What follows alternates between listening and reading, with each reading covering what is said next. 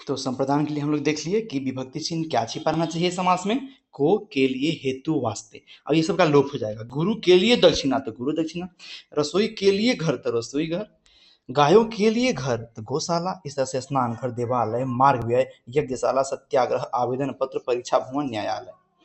ठीक है। अब उसी तरह से आगे बढ़ते हैं हम लोग कर्मधारय समास में। नहीं, उससे बगल में भी होगा ना, हम तो 7 ठो बोले हैं, 6 ठो बोले हैं। आपादान तत्पुरुष, याद है ना। यहाँ पर से जो है वो अलग करने के अर्थ में होगा, किसी व्यक्ति या वस्तु या स्थान से अलग हो जाना। लोकोत्तर, लोक से परे, लोक से उत्तर। धर्म विमुख, धर्म से विमुख।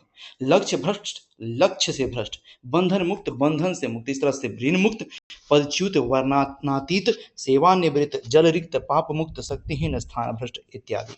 संबंध तत्पुरुष, इसमें आपको क्या मिलेगा, का, के और का लोप हो जाएगा। जैसे जगत के नाथ जगन्नाथ, मंत्रियों की परिषद मंत्री परिषद, राम का चरित्र रामचरित्र, दुख का सागर दुख सागर, ऋषि की कन्या, गंगा का जल, नरों के ईश, भू के पति, रघु का वंश। इस तरह से है। अधिकरण में तो बीच में पर ये सब रहेगा। मुनि श्रेष्ठ, मुनियों में श्रेष्ठ। देशाटन, देश में आटन या भ्रमण। वनवास, वन में वास। नराधम, लोकप्रिय, सर्वोत्तम और देवास। अब आते हैं हम लोग तत्पुरुष समास कर्मधारय में। समानाधिकरण को ही कर्मधारय समास कहते हैं। इस समास की विशेषता क्या है, तो समस्त पद के बीच कर्ता कारक की विभक्ति गायब हो जाएगी। पहला पद विशेषण और दूसरा पद विशेष होगा, ये तो उसमें मिल रहा था। उपमेय और उपमान मिलेगा इसमें। ठीक है।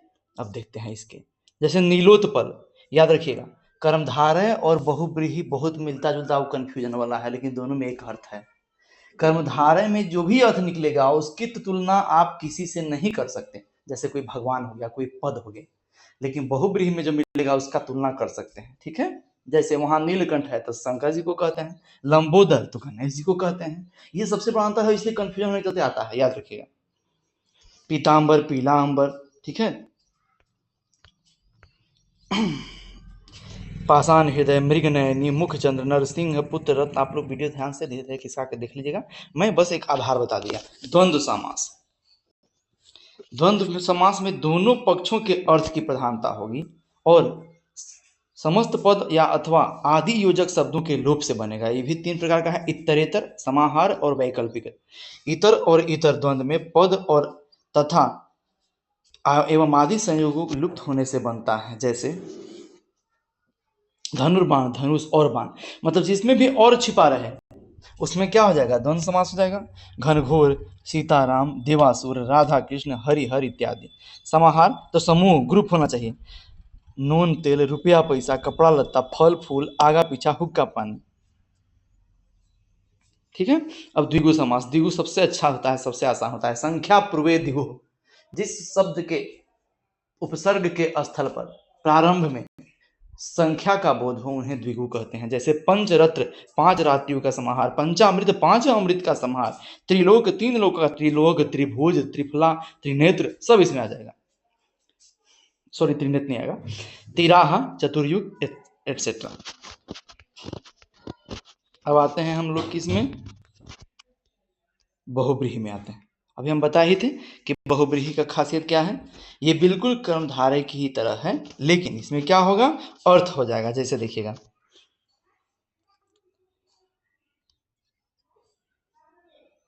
चंद्रशेखर, चक्रपाणी, लंबोदर। ठीक है। अब आते हैं कुछ हम लोग वस्तुनिष्ठ प्रश्न भी देख लेते हैं। ओके। निम्नलिखित शब्दों में नई तत्पुरुष समास कौन सा है, ये बताना भूल गए थे। ऐसे निग्लिजिबल ही है, बिल्कुल आसान भी है। जिसके पहले जो भी उपसर्ग आए उसका अर्थ नहीं होना चाहिए। जैसे अभाव। ठीक है।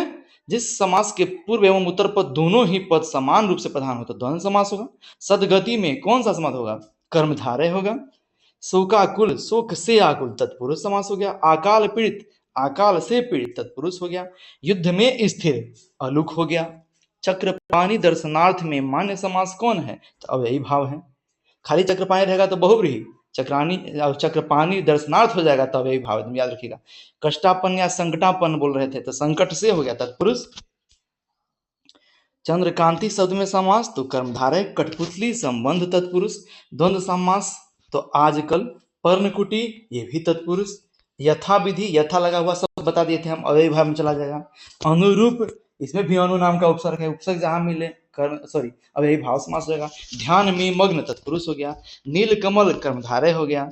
और द्वंद्व दधिखितम हो गया द्वंद्व समास। तो ये है, आप लोग बिल्कुल खिसका के सारा एग्जाम्पल पर फोकस करिएगा। सब कैटेगरी में दो एग्जाम्पल सिर्फ याद करके समझ आइए, निश्चित तौर पर से आपसे समास छूटेगा नहीं। ठीक है, आज के लिए इतना ही। ध्यान से पढ़िएगा, समझिएगा, लाइक करें, सब्सक्राइब करें, शेयर करें और कमेंट में जरूर बताएं कि और किस टॉपिक पर आपको चाहिए और किस टॉपिक पर मैं आप लोगों को ट्रिक्स समेत हल दे सकता हूँ।